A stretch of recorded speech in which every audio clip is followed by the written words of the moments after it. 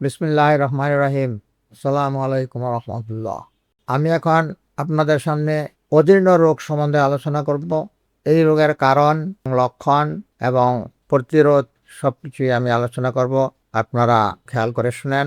অজীর্ণ রোগ অর্থাৎ ইন্ডিগেশন ডিসপ্লেসিয়া, এটা সাধারণত ছোট বড় সব মানুষেরই দেখা যায়। এটা সাধারণত আমরা পেটের পীড়া বলি। কিন্তু অজীর্ণ রোগ কেন হয়?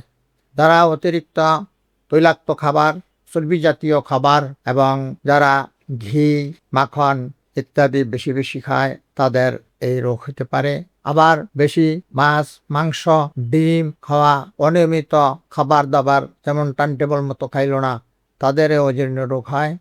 আবার দেখা যায় যারা প্রচুর পরিমাণে মদ, চা, বিড়ি, সিগারেট, তামাক ইত্যাদি সেবন করে, তাদেরও এই রোগ হইতে পারে।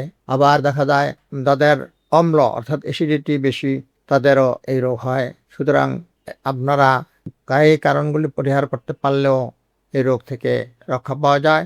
এটার লক্ষণ কি? লক্ষণ সম্বন্ধে আপনারা খেয়াল করেন। ক্ষুধা একেবারে থাকে না। অজীর্ণ পেটের ভিতরে বুটবুট গড়গড় শব্দই হবে, কিন্তু ক্ষুধা থাকবে না। পেট ফেঁপে থাকবে।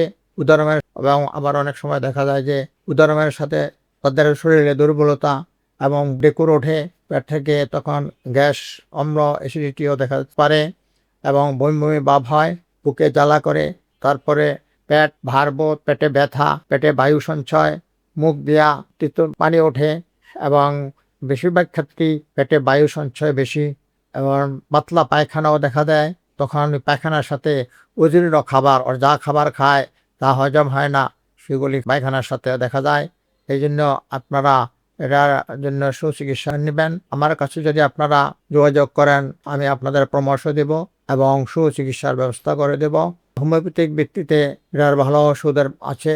আপনারা যদি যোগাযোগ করেন, আমি ওষুধের ব্যবস্থা আপনাদের করে দেব এবং ওষুধ আপনাদের ঘরে বসেও পাইতে পারেন। আপনারা যোগাযোগ করবেন। সুস্থ থাকেন, ভালো থাকেন। সুতরাং খাবারের প্রতি আপনারা বেশি যত্ন নেবেন, তাহলে এই রোগ থেকে বাঁচতে পারবেন। আল্লাহ হাফেজ।